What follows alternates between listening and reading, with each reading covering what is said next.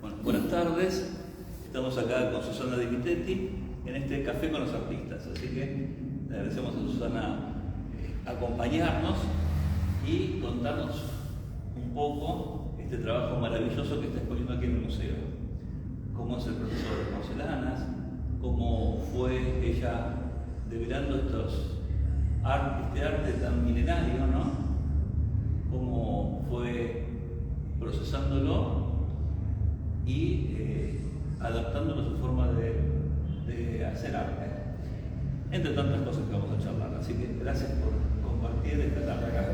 Gracias a vos por invitar, que siempre sos tan gentil. ¿Querés más cómodo esto por ahí más cerca? Si lo tenés vos en la mano. Ahí está. Más cómodo. ¿Mejor así? Sí, para que estés más cómoda vos. Listo. Gracias en serio por estar hoy acá. No, es que la hospitalidad de este museo es algo proverbial. Una prueba ética por ahí que muchísima gente se acerca porque tienen algo que... Para nosotros es un placer que el museo esté habitado, que esté vivo, que el museo tenga un diálogo con los artistas, que los que visitan el museo puedan conocer las obras, puedan conocer a quién las hace y qué los motiva. Así que estas charlas de café intentan eso, ¿no? Acercar al público con el hacedor. Y hoy tenemos una artista mayúscula que es más que humilde. Las invitamos, miren, son amigos, así que pensemos, pueden ir a la Bolsa de Comercio en lo que resta de este mes a ver la obra actual de Susana. Unos trabajos exquisitos que está exhibiendo en ese espacio comercial, la Bolsa de Comercio, que tiene un café maravilloso que pueden ir a disfrutar de un rico café y una torta, un bancarse, algo inusual que hace bien al alma, ¿no?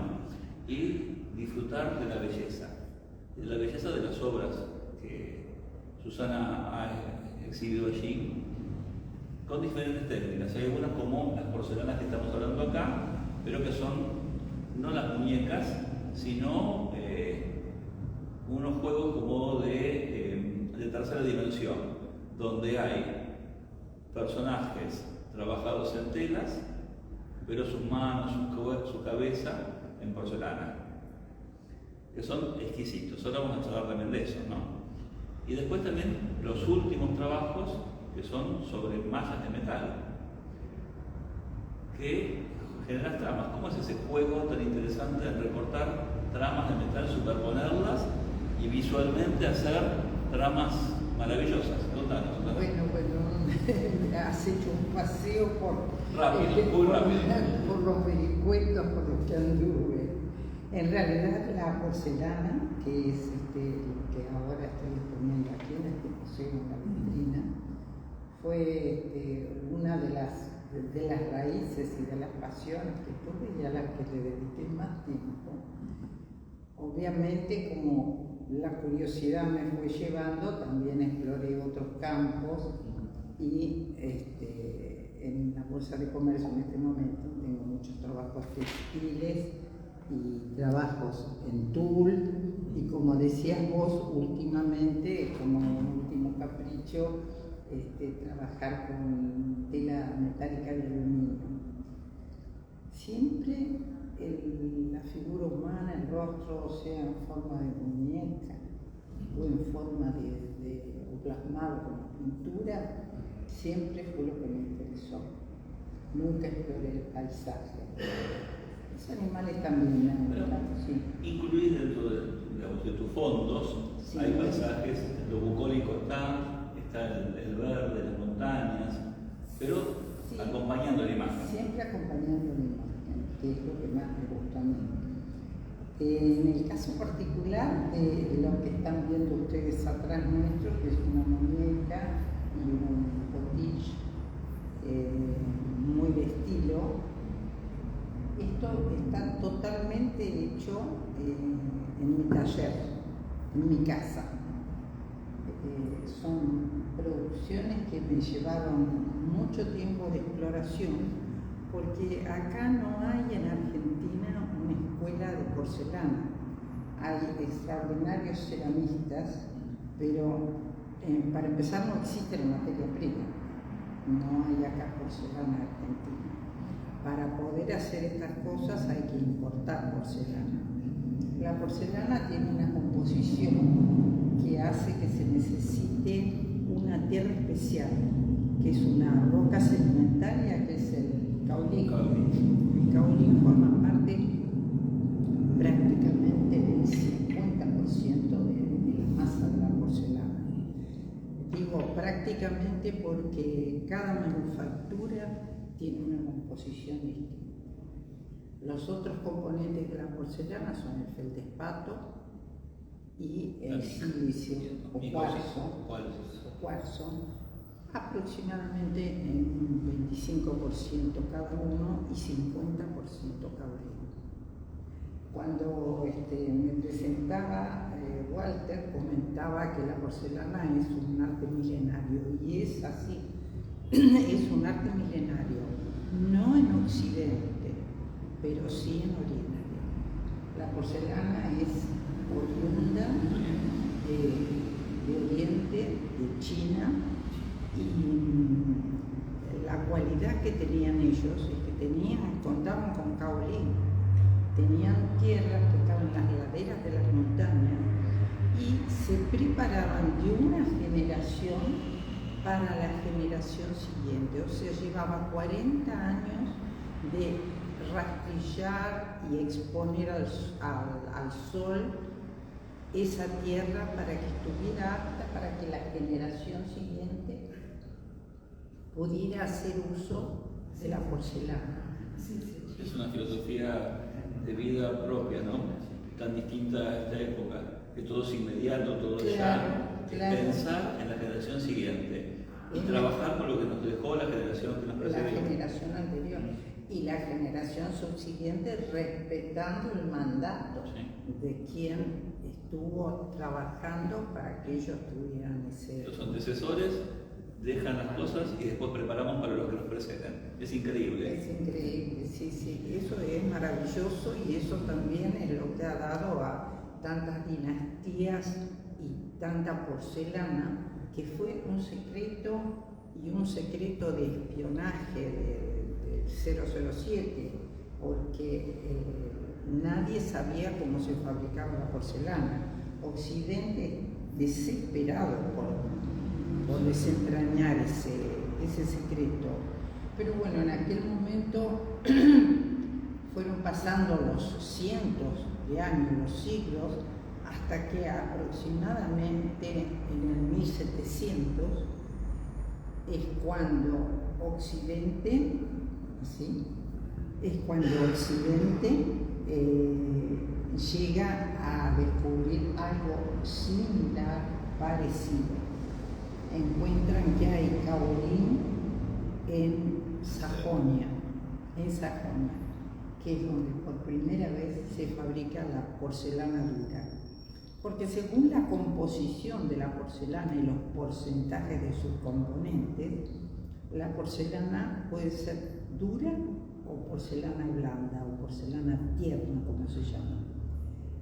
La porcelana primera, con las características más parecidas a la porcelana china, es la porcelana de Meissen, en Sajonia. Y allí, cada uno de los que intervenían en la fabricación de una pieza de porcelana tenía una función. Estaba el que hacía la masa, estaba el que horneaba y era entendido en los calderos, estaba el que esmaltaba, estaba el que pintaba sobre cubierta. Y así, paso a paso, a partir de 1709, creo, se descubre la porcelana de una manera que es también muy interesante para una película.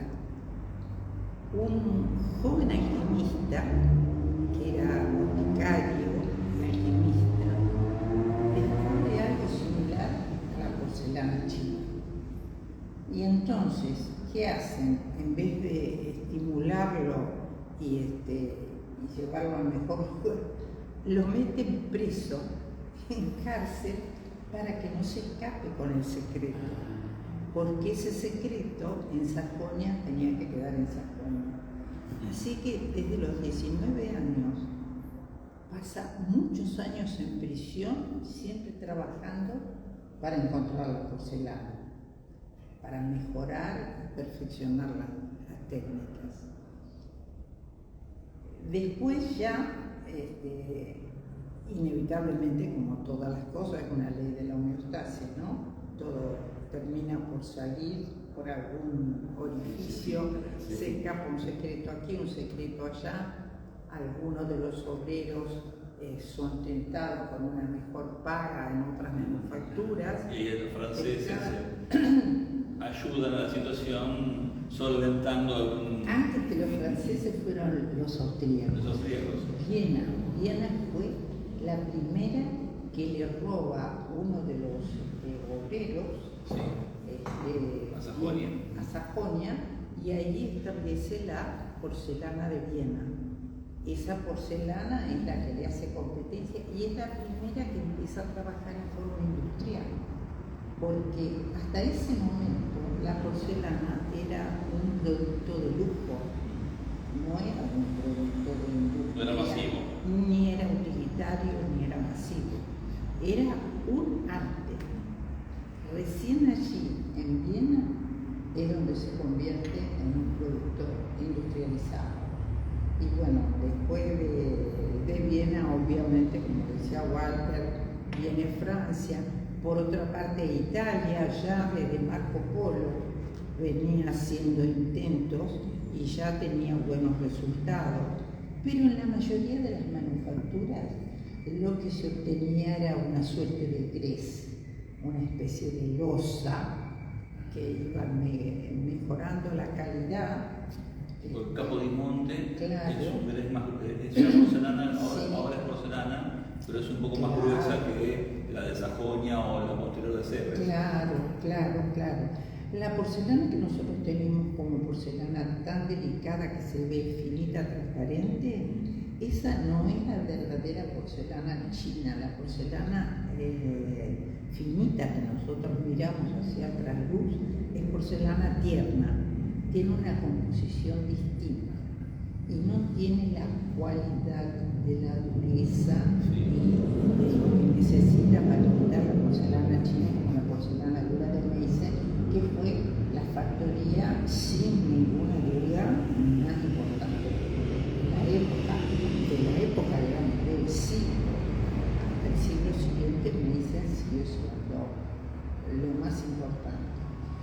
Y Meissen tenía pintores que eran domiciliarios, llevaban la pieza al domicilio del pintor y el pintor pintaba en su casa. Después firmaba el maestro de taller y las piezas de Meissen antiguas, que tienen el valor de la antigüedad, digamos, tienen firmas que no son exactamente las del pintor que trabajó en ellos, sino del maestro de taller, que era pues, que estaba contratado para direccionar y bajar las líneas de moda también. No, pero contanos, interesantísima la historia, ¿no? ¿Y cómo llegó a vos la porcelana? ¿Cómo te acercaste vos a ese arte tan perfecto, tan exquisito? Mira, quizás yo creo que uno debiera escuchar las inclinaciones que uno tiene cuando es chico. Yo tenía mis abuelas, ¿sí?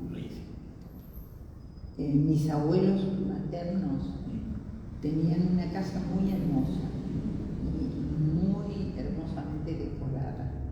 Tenían muchísima porcelana. Bueno, yo me enamoraba cada domingo que iba de visita a la casa de mis abuelos con las bellezas que tenían. Y eso parece que no se alusora. Después, bueno, la vida me llevó por otro camino. Yo fui, digamos, de la época de posguerra. En época de posguerra estábamos todos pensando en la salud, en la sobrevida, en la poliomielitis, la tuberculosis, bueno, todo eso me llevó al Contemos camino. que Susana es médica, es una reconocida médica que durante mucho tiempo amó el arte y ahora, cuando ya tiene más tiempo para esto, Claro. se ha dedicado a desarrollar muchos caminos diversos en el arte, y Claro. todos con solvencia, y todos muy bien. Te agradezco, Walter. Sí, sí, es cierto, a mí el arte me encantó y cuando era chica, de hecho, mi mamá pintaba y ella fue la que me regaló el caballete que todavía tengo de cuando ella era chica. Y un hermano de mi papá fue decano de la Facultad de Bellas Artes del Litoral. Mi papá también fue un amante de el arte, no solo en la plástica, sino en la música. Mi papá era barítono. Y en casa, bueno, los amigos, todos cultivaban las artes. De modo que eso quedó como atesorado. Hice el camino que quería hacer y que elegí hacer. Y ahí está la transversalidad también de las muñecas y la ópera, porque las muñecas que estamos exhibiendo son todas divas de la ópera. Sí. Traviata, la Reina de la Noche, no sé, Neda. Estábamos viendo todos los personajes, porque en esta carpeta que está acá con nosotros, que ahora vamos a ver algo, ahí, miren, vamos a mostrar esto. Esto fue un catálogo de una exhibición que se hizo, exposición del Teatro Argentino, ópera y ballet en muñecas de porcelana. Y entonces Esto acá, fue con motivo de la reinauguración del Teatro Argentino. fíjense, algunas las estamos exhibiendo ahora y otras más de una exquisita factura. Son muñecas maravillosas, donde el mínimo detalle está trabajado, está disfrutado por la autora, porque yo creo que ella sigue jugando, porque el hecho de trabajar con las muñecas es lúdico, ¿no? Además de estar haciendo arte, y un arte exquisito, también está jugando desde el alma, ¿no? Y compartiendo con nosotros ese juego. Sí, sí, es tal cual lo decís vos, es así. Y también la medicina está presente, porque las muñecas tienen su articulación, su anatomía, y a pesar de estar vestidas en piernas, a pesar de que tal vez no se ve el brazo completo, está todo el trabajo interno de porcelana. Y bueno, y vamos a charlar un poco también de eso, ¿no? Esa muñeca, ¿no? Tiene un proceso. Vos armás primero un molde. Acá trajiste uno para mostrarnos de una cabeza, ¿no? Vamos a mostrar un molde. Imagínense. Primero, Susana lo que hizo fue modelar una cara. Se necesita primero un original. una matriz original, sea para hacer un jarrón, que a lo mejor ustedes han visto que hay una matriz allí de madera, hecha en tornería, o tallada o hecha en arcilla, en el caso de las muñecas. Hace un molde, el contramolde, esto se une, se Eso sostiene. tiene que estar bien sostenido con unas bandas elásticas bien fuertes que no permitan la filtración, porque aquí esto que ven ustedes, si les enfocas hacia allá, ese es el cono de llenado del molde. Por ese cono se vierte la porcelana que viene como barbotina. Es líquida. La porcelana es como una especie de crema muy claro, líquida, pero cremosa. Claro. Que entra acá, se deja un tiempito y eso va a hacer que esto esté lleno hasta arriba. Entonces, ¿qué va a hacer después? Cuando el yeso empieza a absorber el agua, se va a empezar a solidificar. Pero no queremos que quede macizo, sino que quede una capa nada más. Claro. Entonces, cuando ella encuentra el punto justo, claro, ¿qué haces? Es así. Nosotros llenamos, como decía Walter, hasta arriba. Al absorber agua, el molde baja el nivel Y esta costrita que se va adquiriendo un grosor. Cuando llegamos aproximadamente a los 3 milímetros de espesor, allí es donde damos vuelta el molde y lo vaciamos. No así como tiene Walter, sino así. ¿Por qué? Porque si nosotros vaciáramos rápidamente, se nos desplomaría el arco de la cabeza, en este caso, de la forma. La idea es el excedente de líquido que no se adhirió a la pared, porque la pared no absorbió el agua. Se va a recuperar. Se va a recuperar. Sale, se junta en otro pote y se va a usar para otra parada. Después ahí la dejas un tiempo. Allí la dejamos el tiempo necesario hasta que vemos siempre a través de este cono que por el que la hemos llenado. Ese va a ser el cono donde vamos espiando el proceso que sucede adentro. Cuando se empieza a despegar, porque al absorberse el agua va disminuyendo el volumen. Al disminuir el volumen se desprende de la pared. Al empezar a desprenderse se puede sacar una de las tapas. Tiene porque que no estar se va a pegar. desprendido ya de las propias paredes, tiene que estar desprendido. Si no se ha desprendido, nosotros al levantar vamos a obtener dos partes, se va a romper con la o lo deformamos. Claro. Y bueno, una vez que obtuviste, por ejemplo en este caso es una cabeza, pero luego va a pasar con un brazo, con una pierna, con las distintas partes, o con el pecho. Algunas están en dos partes, ¿no? Algunas son el pecho por un lado. Esta tiene la cabeza articulada, o sea, es una parte de la cabeza, otra parte es el pechito, otra parte son las piernas, las piernitas, el cuerpo. Esta es toda de porcelana. Pero hagamos, hay otras que mostremos tienen... eso, mostremos las piernas, fíjense la exquisitez, ¿no? del detalle, ¿no? Hay otras muñecas que tienen solamente una sola pieza con el escote. Y no solamente el molde sirve para hacer muñecas, sino cualquier tipo de pieza. En el caso de las estatuillas y de las formas complejas, como estatuillas con cabritos, con animalitos, pájaros, cada una de esas piezas es un molde. Hay un molde para el pájaro, otro molde para el cabrito. Después todo eso hay que ensamblarlo. O sea, tenemos todas las piezas y con esa misma barbotina con la que llenamos el molde, vamos uniendo pieza por pieza y suavizando con un pincel para que la unión quede borrada y la superficie quede con la continuidad de una pieza completa. Y una vez que pasa eso, la terminaste, hay que dejarla secar. Una vez que está bien seca, va al horno. Va al horno a alta temperatura, porque es porcelana. Exactamente. La diferencia entre la porcelana tierna y la porcelana dura es la temperatura.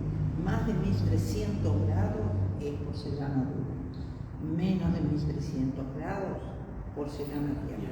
Le estoy hablando de forma aproximada, no es tan justo y tan exacto. Imagínense, la cerámica común que usamos habitualmente son 1020. Claro. Es una producción mucho menor. Claro. Por eso no tiene la fortaleza y la dureza que tiene la porcelana. La porcelana tiene en la cocción, ya que me llevó al horno Walter, algo muy interesante. La porcelana encoge no solo cuando absorbe agua el molde, sino que encoge cuando se cocina. Cuando nosotros colocamos la pieza en el horno, lo que vamos a obtener cuando está cocido es una pieza de menor tamaño. Al moverse tanto, no se cocina como se cocina la cerámica, ni amontonada ni cerca una de otra. Es el horno individual para cada pieza, son las 8 o 12 horas de cocción que lleva para esa pieza. Y si la pieza no tiene el equilibrio perfecto en su arquitectura, porque tiene más volumen o más peso, o tiene una inclinación o un escorzo hacia un lado, vamos a tener que apuntalar esa pieza para que no se nos deforme. Yo logré hacer y regalé esa pieza, porque fue algo maravilloso, un caballo alado, un caballo rampante. Ese caballo nadie lo podía hacer porque el caballo rampante, cuando iba al horno, terminaba sentándose y caía sobre las patas traseras. Entonces lo que hay que hacer es, de la misma porcelana, una especie de puntal, así amasando como quien hace una masa de gnocchi, una varilla con una punta muy finita que se vaya apoyando y vaya encogiendo tiene que ir encogiendo al mismo tiempo que la pieza. O sea, el puntal no puede ser de otra porcelana, tiene que ser de ese mismo bidón, porque tiene que encoger en la misma proporción. Si no, la pieza se va a quedar y va a fracasar. Eso es importantísimo, ¿no? La pieza va a ir encogiendo, pero una vez que llegó a esos 1300 grados, va a tener que después bajar muy lentamente, porque si no también estalla. No podemos abrir el horno y ver qué pasó, no. Hay que tener mucha paciencia, cosa digna de una personalidad como la de la señora, ¿no? Tener el tiempo y la dedicación. Yo digo de los que trabajaban en el 1700, porque cuando yo lo empecé a hacer, ya los hornos son bastante automáticos y me facilitaron mucho la cosa. Pero las técnicas hay que saberlas y poder mantener la tradición para que la obra, porque bueno, vemos esta obra acá, este potiche maravilloso, y podemos pensar que es de Sèvres, perfectamente. Por eso, bueno, está hecho de la misma forma que se hubiera hecho en una de las manufacturas más importantes de Europa. Claro. Y fue hecho acá en La Plata por la dama. Este azul que ven acá, esto se llama azul del rey. Y es un azul que también fue un secreto de Estado, porque es una pintura que está bajo cubierta, se llama. Cubierta se le llama al brillo, al esmalte que se le da. Lo que está por abajo es bajo cubierta. Esta pintura que está en esta suerte de camafeo o cameo, como se llama, donde está la figura central, esto es sobre cubierta. O sea, ahora, contemos eso. A ver, sí. Vos haces la primera hornada del bizcocho, Sí. se va a escuchar ese bizcocho blanco, Sí. va a salir, ahí vas a decidir qué color darle, Sí. y vas a tener que también tener muy claro qué proceso vas a hacer, porque los colores tienen también Un gradiente y tienen temperaturas diferentes. Claro. Por ejemplo, hay que pensar que vamos a tener que hornear el color que más temperatura necesita primero, Claro. para llegar al oro, Sí. que va a ser el que menos temperatura va a necesitar, pero si lo pongo primero lo quemo. Entonces es todo un proceso. Exacto, es un proyecto que hay que respetar la planificación. En este caso, por ejemplo, puesto ya el azul, puesta ya la cubierta, hacemos la pintura esta sobre cubierta, y acá esto no va en una sola horneada. Acá los rojos requieren más temperatura para brindarnos lo mejor del color. Le tenemos que dar a cada uno la temperatura a la que sale óptima.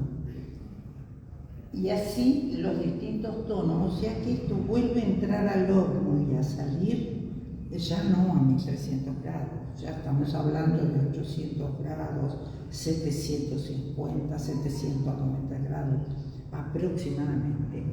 Pero si tenemos un proyecto de hacer este relieve como tiene acá en el contorno del camafeo, un relieve que vamos a hablar después, tenemos que hacer el relieve primero 800 grados, porque después, recién después que esto está horneado a 800 grados, en la última horneada, cuando ya llegamos a los 650 grados, allí vamos a colocar el horno. O sea que esta pieza entra y sale del horno 10 veces fácilmente. Algún detalle, algún poco que nos faltó, un toque en la profundidad, o le quisimos dar una sombra en un párpado, vuelta al horno otra vez.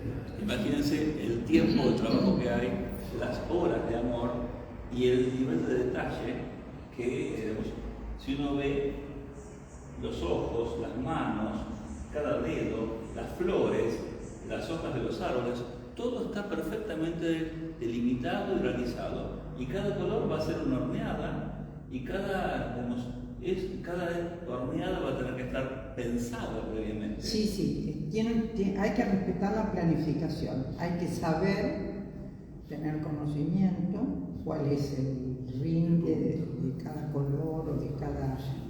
Imagínense, acá tenemos una caja exquisita que me da pánico levantar, pero vamos a apoyarla y levantar la tapa sola. Miren, otra cosa es el diseño. Bueno, acá tenemos una Madonna del Renacimiento, pero imagínense el interior de la caja, ¿no? Mírenlo. El mínimo detalle está hecho. Esas guardas tan exquisitas, de flores y hojas. Eso es un diseño propio, que va en coincidencia con el diseño externo, que está en oro. Bueno, y acá, si podemos ver, también todo este borde tiene una textura de las flores, las hojas, los racimos y los sarmientos, ¿no? Porque es la temática de la Virgen de las Uvas o la Virgen de la Vid. Entonces la temática tiene. y bueno, y también esto, ¿cuántas horneadas tiene? Muchísimas. Imagínense, para lograr esto es un trabajo exquisito.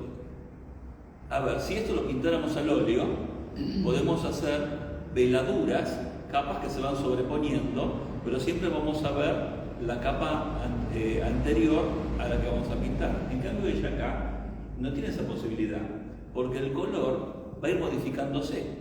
Entonces, tiene que pensar que, no sé, primero seguramente pintó el vestido y último pintó el oro. Sí, entonces, los colores más claros también fueron últimas horneadas. Claro. Entonces, lo que decía ella, el párpado, la mejilla, para que tengan ese volumen, son capas y capas. A veces sucede que de tantas horneadas un determinado color ha perdido la persistencia, la pregnancia y se desvanece. Entonces, por ahí tenemos que volver a retocar algo que ya habíamos dado por finiquitado, un rubor, una sombra que se nos empalideció y perdió vigor la figura y tenemos que volver a retocar. Yo me voy a acercar a la cámara. Nunca se puede llevar la pieza a mayor temperatura de la última horneada, siempre a menos temperatura.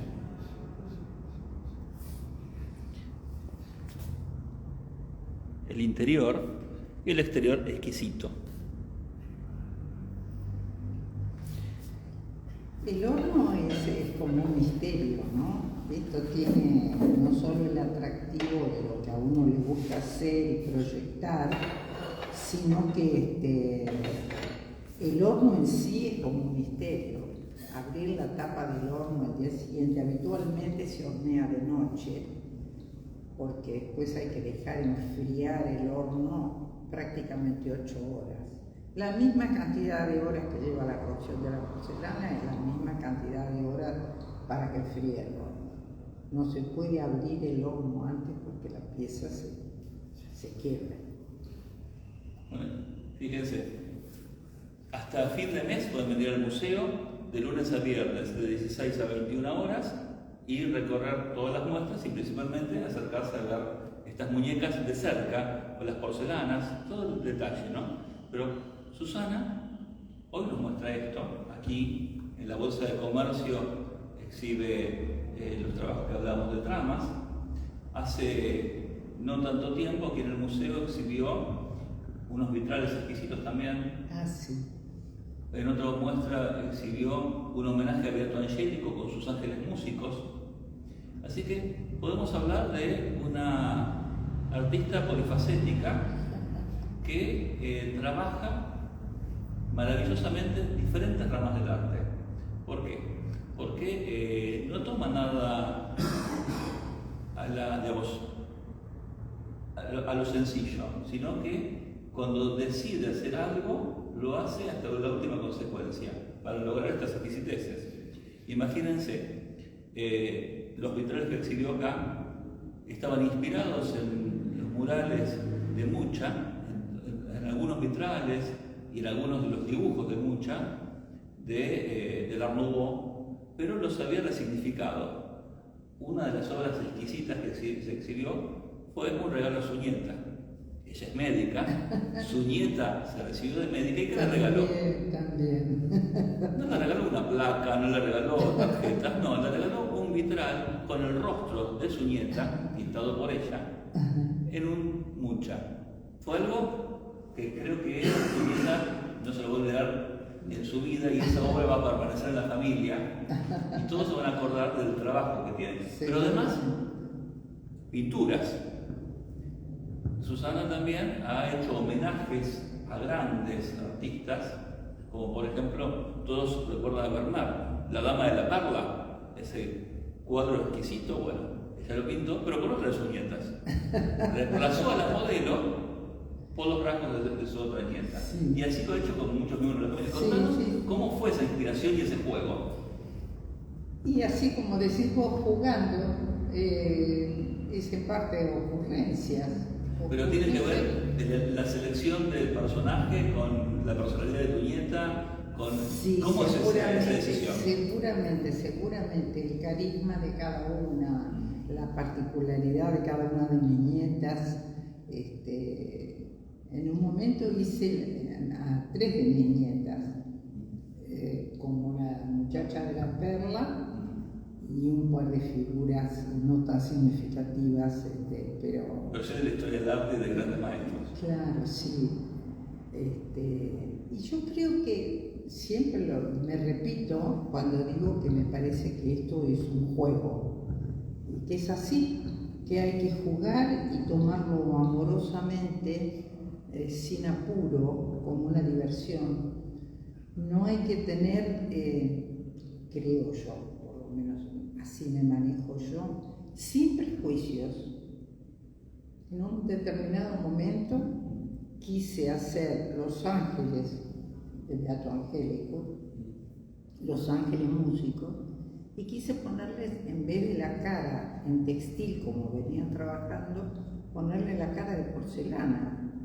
Y bueno, uno se plantea, lo que estoy haciendo estará bien, no estará bien, sigo los cánones, ¿no? Pero hay que hacerlo. Pero es una creatividad, es encontrar la forma de expresar lo que se quiere con la herramienta adecuada para hacer lo deseado. Claro, sacar de tu cabeza y de tu alma una obra única. Yo creo que sí, que para mí la materia tiene en sí un atractivo que de alguna manera te da un mensaje, y con esa materia vos estableces una dialéctica y vas trabajando sobre ella, y bueno, la materia te dice hasta dónde podés trabajar, qué podés hacer, y te va marcando el rumbo. No todos los materiales sirven para todas las cosas, pero en ese ida y vuelta a mí me han salido cosas que me han dado satisfacción, que me han gustado y sé que han gustado. Bueno, esos ángeles tienen otra particularidad. Vamos a develar el misterio. Son figuras planas, como colchadas. Ella dibujó el ángel de Beato Angélico, lo seccionó y generó pequeños planos que tiñó telas, no compró telas de colores, sino compró una tela blanca o no sé, marfil, y la fue tiñendo de los tonos que ella quería. Entonces logró los gradientes y los valores que ella necesitaba para cada pliegue de la tela. Claro, porque la idea de trabajar con textiles es buenísima, pero uno no puede pensar que va a encontrar en la tienda un gradiente de colores para ir de la luz a la sombra en un ropaje. Entonces encontré un elemento que me resulta sumamente útil, que es la pintura por sublimación. La sublimación es el proceso en el cual el sólido se transforma en gas, y ese gas impregna cualquier sustancia porosa que tengamos el tiro. Para llevar el sólido al estado gaseoso, lo que necesitamos es someterlo al calor. Entonces, con la pintura para sublimación, yo pude hacer la ropa de estos ángeles, cuenta Walter, y darle una cierta profundidad para que no me quedaran absolutamente planas, sino que en cada pliegue de la ropa fui variando la intensidad de la pintura de sublimación. Es un elemento bastante interesante. Recuerden la pintura del Beato Angelico, ¿no? Sería el momento del inicio del Renacimiento, donde Beato Angelico es el primero en aplicar la perspectiva en la imagen de sus obras, ¿no? Entonces generaba planos por superposición. ¿Y cómo lograba eso? Con un primer plano muy colorido, muy fuerte, alas de pavos reales, trajes de colores intensos, bellísimos, con un dorado de la hoja, con cosas exquisitas, y ella lo logró. Imagínense, del 1500 a hoy, una reinterpretación de una obra soberbia, hecha nuevamente por otro artista. Por eso digo, es interesante conocer estos detalles, porque a veces vemos, no sé, una muñeca exquisita y decimos, qué linda, pero alguno puede imaginar, claro, fue un negocio y compró el cuerpo, lo pintó, lo maquilló, consiguió la tela, le pegó el cabello y listo. No. No, es algo que yo no me permito. No. Yo no me permito para ninguna de mis obras, ninguna de esas cosas. Estas pelucas de estas muñecas, tuve la suerte de que en el Teatro Argentino encontré gente maravillosa en los talleres que me enseñó exactamente cómo se hace la peluca que ellos usan para la escena. Y así están hechas las pelucas de estas muñecas, porque tienen algunos peinados extravagantes, como este, por ejemplo. Para hacer ese peinado, que tiene unos rodetes increíbles, bueno, todo eso después bajo la dirección de gente de la peluquería del Teatro Argentino. Fíjense, la muñeca, a ver, vamos a mostrar acá, Susana con el traje original del teatro. La muñeca con ese traje, y acá la muñeca ya con todo el atavío del tocado, los detalles y los bordados. Ese traje de Turandot que tenía un bordado, una cola inmensa, bellísimo, bellísimo.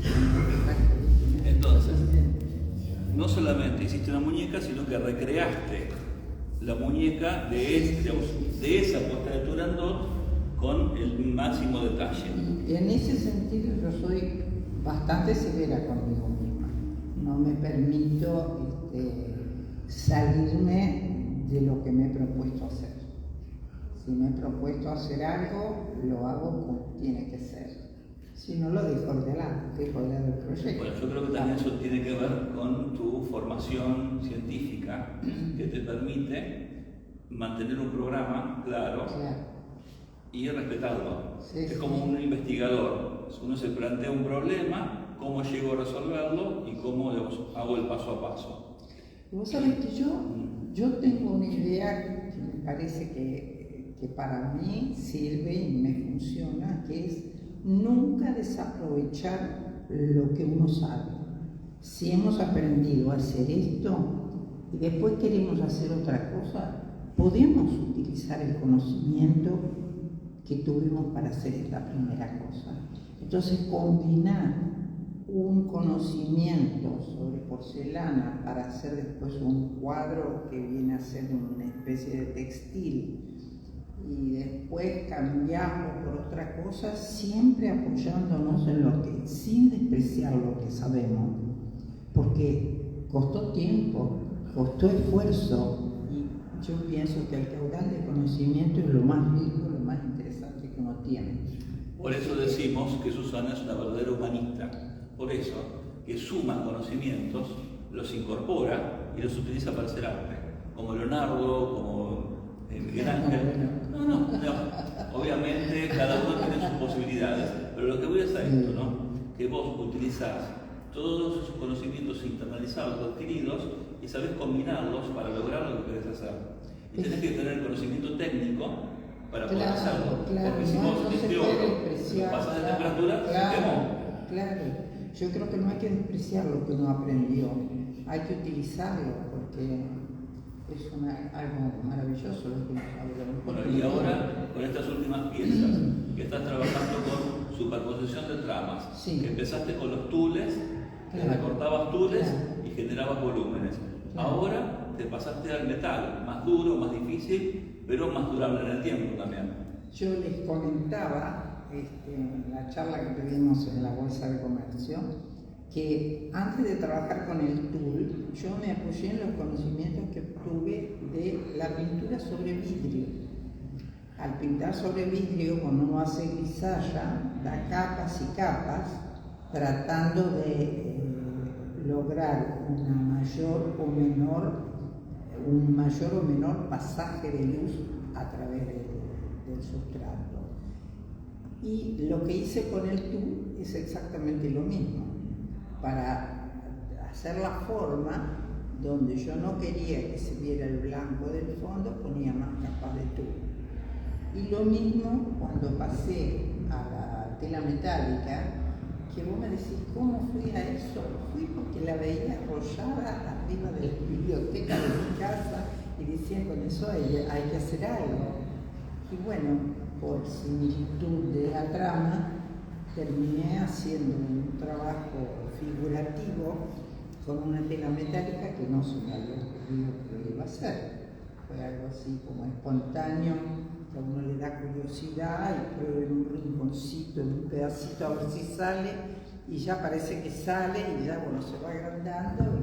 Bueno, y fíjate lo que decías también, de que vas sumando esos conocimientos y reaprovechándolos.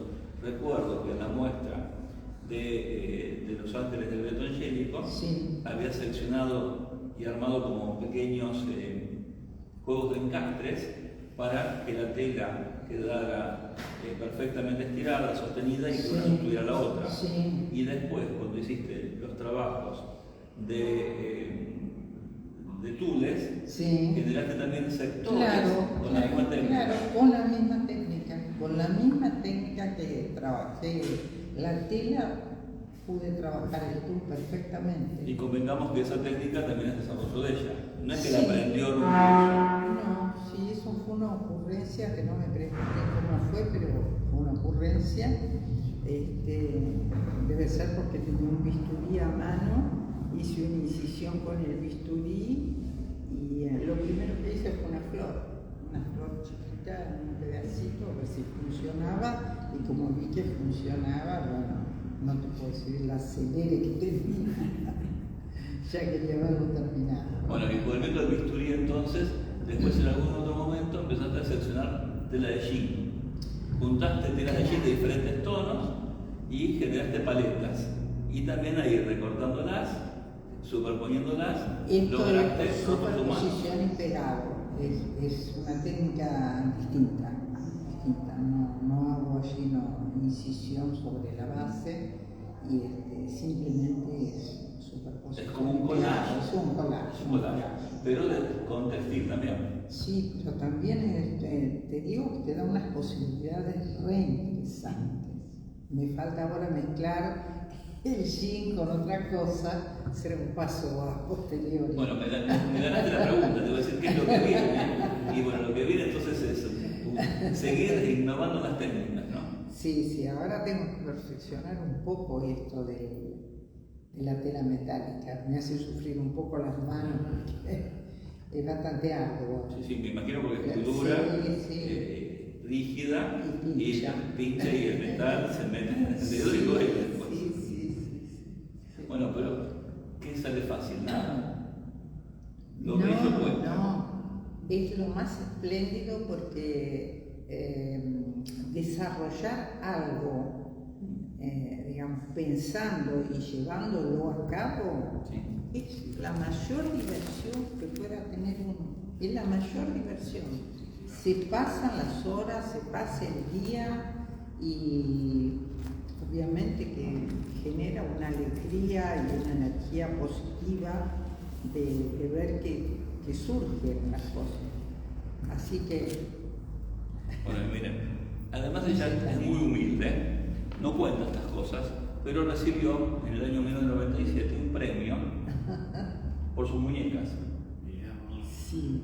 Contanos un poco de este premio internacional que, digamos... Esto es así, los auspiciantes obviamente de las porcelanas, con el objeto de buscar mercado, presumo yo, proponen concursos de piezas de porcelana, en este caso de muñecas en especial. Y en 1997 se hizo un concurso y yo me presenté con una muñeca y gané lo que se llama la campana de plata, porque es una suerte de campana invertida, el formato, digamos, del premio. Y bueno, me lo gané yo. Muy bien, muy merecido premio. Ahí hay que pensar entonces en eso, ¿no? Cómo va formando y esa forma va adquiriendo su propia forma. Luigi Pareson habla de la forma que se va formando, ¿no?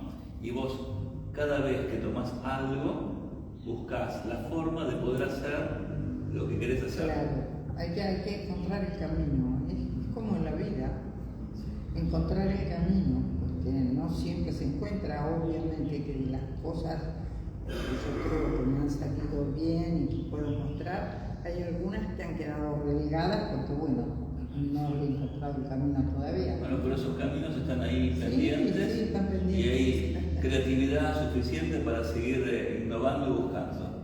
Fíjense, ella está pensando en unir de alguna forma el jean con la trama metálica, así que bueno, ya veremos la próxima, no sé, si el año que viene o el otro año tenemos una muestra. Sí, no me apures. Bueno, vamos a hacer para el 2026 en el Teatro Angélico, esperamos la nueva obra.